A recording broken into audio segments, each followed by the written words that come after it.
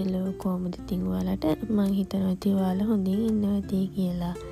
ගොඩක් දවසකින් තමයි ඉතින් මට වීඩියෝ එකක් අරන් එන්න පුළුවන් වුණේ.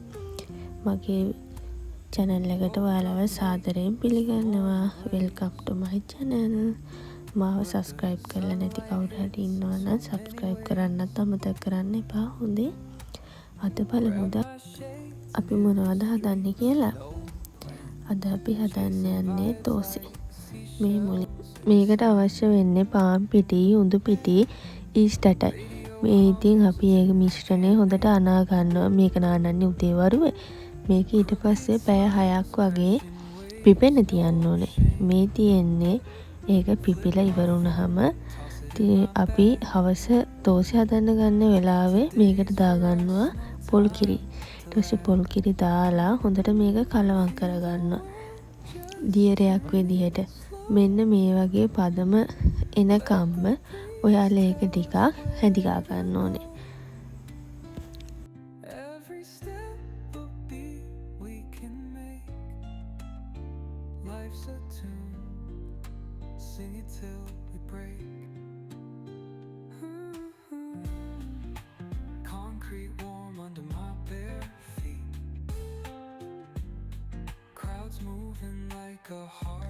ඊළඟට අපි හදාගන්න යන්නේ මේකට අවශ්‍ය කරන මිශ්‍රණය.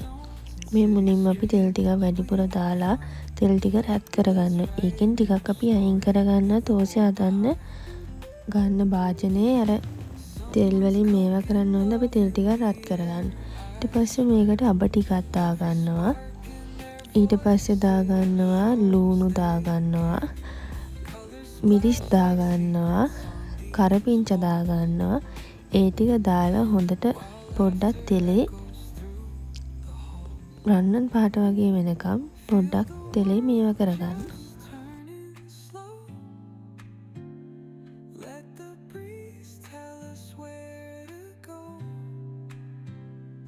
ටිකක් පාට වෙන්න අපි කෑලි මිරිස් ටිකකුත් දාගන්නවා.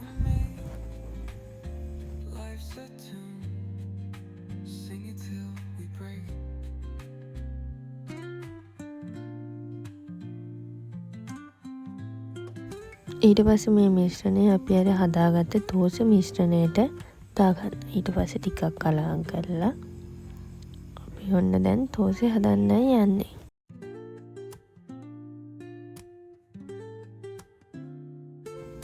අපි ඔන්න ලිප පත්තු කරගත්තා.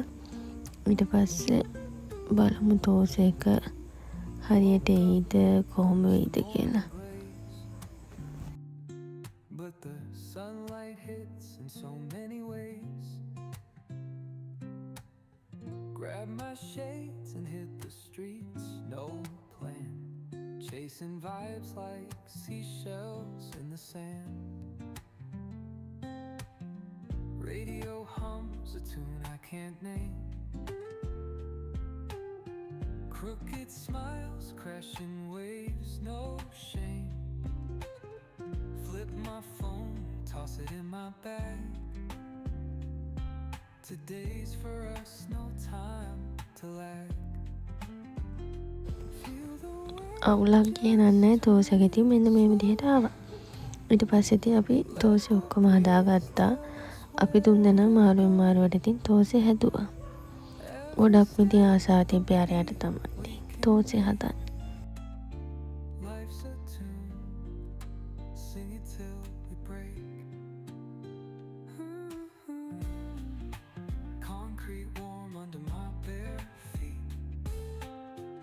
ඊළඟට අපි හදන්න යන්නේ තෝසෙකට ඕන හොද්ද හදාගන්න. ඒකට පරිප්පු, කැරට්, ලීස්, අල, තුන පහ ටිකක්, මිරිස් ටිකක්, ඒ ටික දාලා අපි ඒක ලිපේ තියාගන්නවා.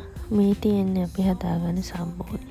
සුදු සම්බෝලයකට ඉතින් සුදු සම්බෝලයි කුච්චි ටිකයි දාලා ඉතින් අපි සම්බෝලෙත් හදාගත්තා.